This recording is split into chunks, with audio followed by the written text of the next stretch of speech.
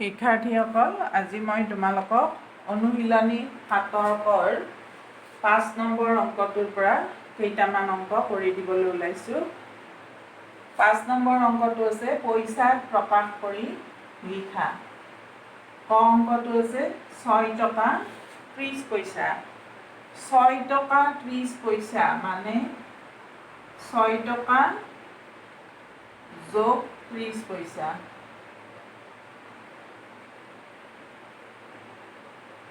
এতিয়া তোমালোকে ইতিমধ্যে জানা যে 1 টকাত 100 পইচা, গতিকে 6 টকাক যদি পইচালৈ নিব লাগে তেতিয়াহ'লে 100ৰে পূৰণ কৰিব লাগিব।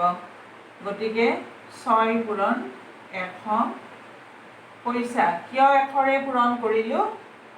যে 1 টকাত 100 পইচা, গতিকে 6 টকাত 6 পূৰণ 100 পইচা হ'ব, অৰ্থাৎ টকা পইচালৈ নিবলৈ 100ৰে পূৰণ কৰিব লাগে। আৰু 30 পইচাটো একেই থাকিব, ইজ ইকুৱেল টু 600 পইচা যোগ 20 পইচা।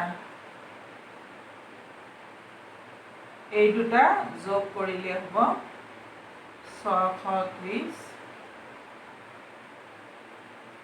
পইচা।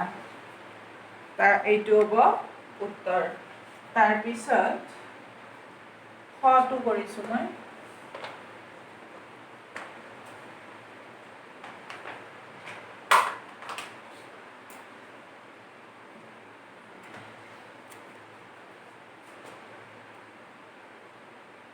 বাৰ টকা 8 পইচা।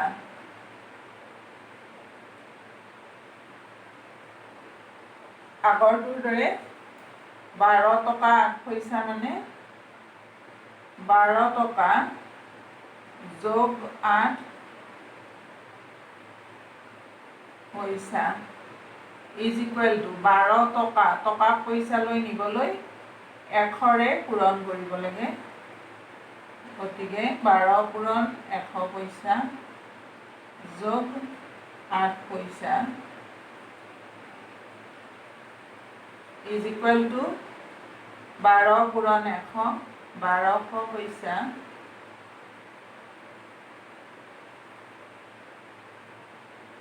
যোগ 8 পইচা ইজ ইকুৱেল টু 1208 পইচা। এইটো হ'ব উত্তৰ।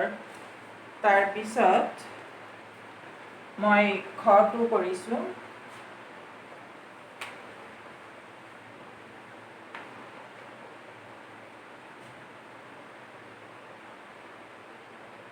এশ 68.70 টকা।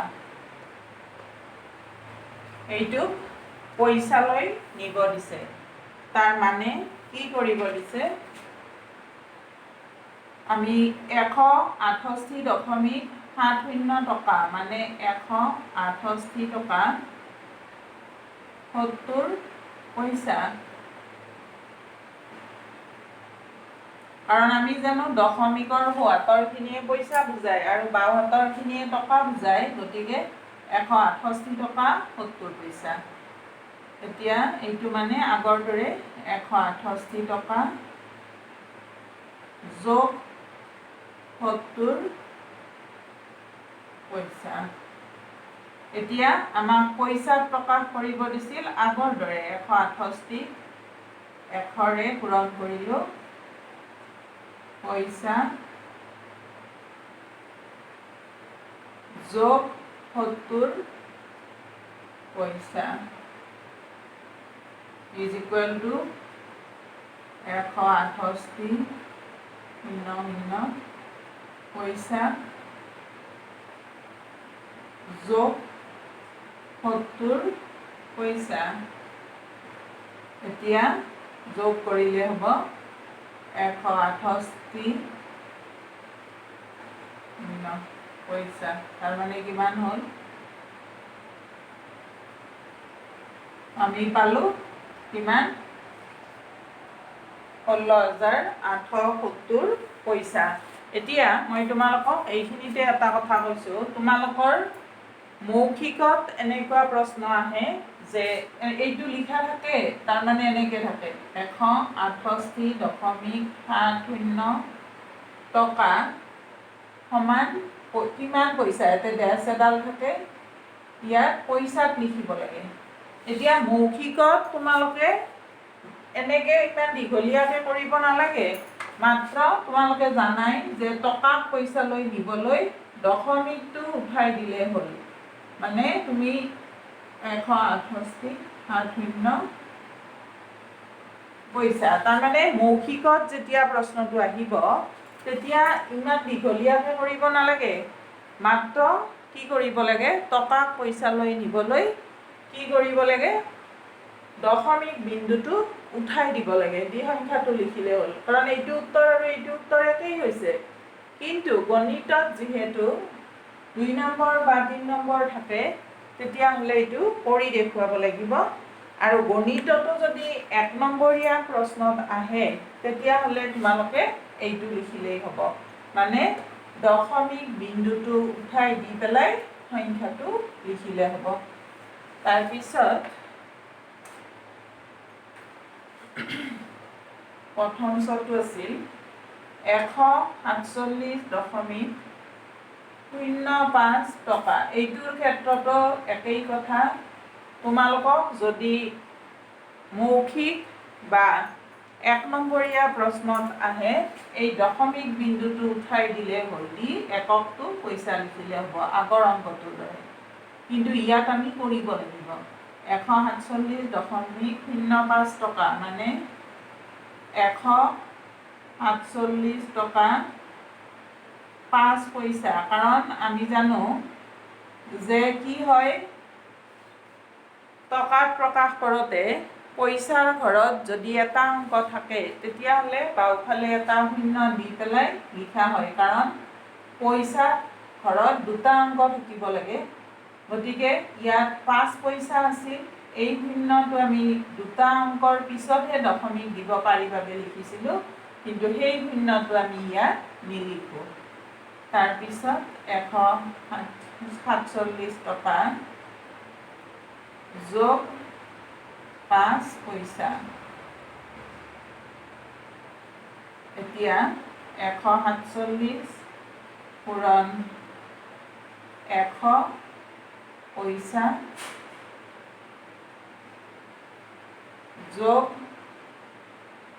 5 পইচা ইজ ইকুৱেল টু 147 পইচা যোগ 5 পইচা সমান 147.05 পইচা। এইটো হ'ব উত্তৰ। তাৰপিছত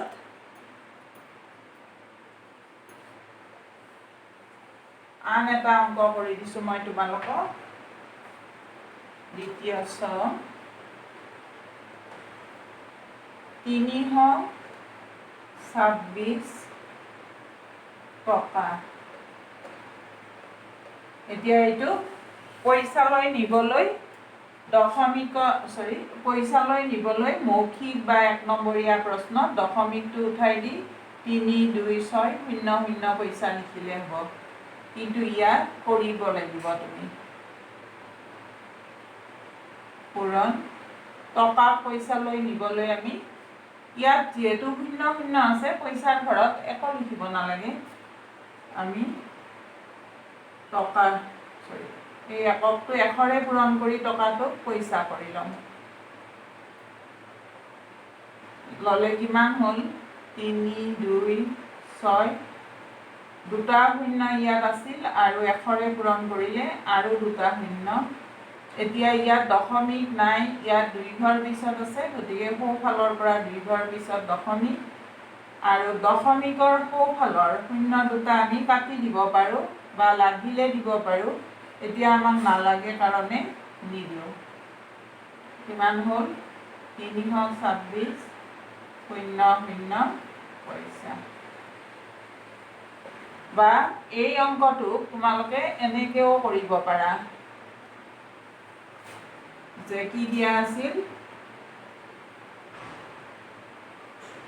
326.00 টকা।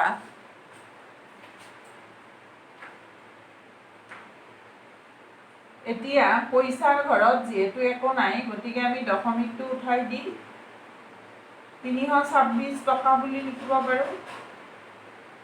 তাৰপিছত 326 টকাক পইচালৈ নিবলৈ 100ৰে পূৰণ কৰিব লাগে।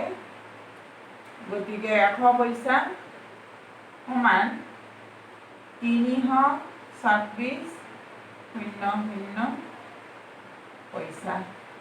এনেকৈও তোমালোকে অংকটো কৰিব পাৰা। তাৰপিছত অংকটো কৰিছোঁ।